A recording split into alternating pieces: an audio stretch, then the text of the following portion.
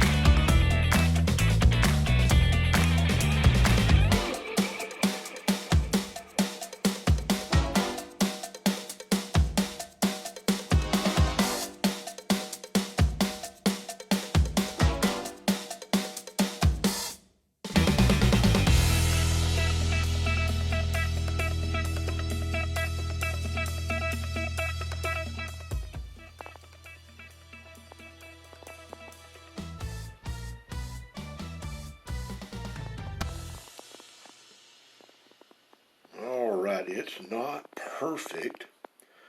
I should have went a little less deep on the X, and I ended up scratching the edge right there when I was cutting it loose from the tabs.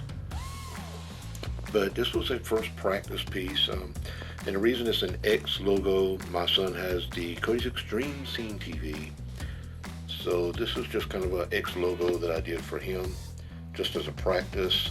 We'll do another one later. Okay, so now I did go a little deep on the carving or on the etching that I was doing with this project. I should have really just barely scratched the surface, so to speak.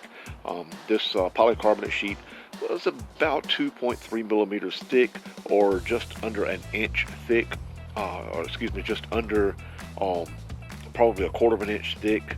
And well, I should have went really fine with the etching, and I went a little bit deep, but it was a practice cut. So comment below and let me know what you think, and I'm going to come back and do some more cuts later now that I've kind of got the hang of it.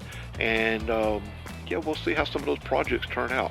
So this was my very first try, so don't go too hard on me.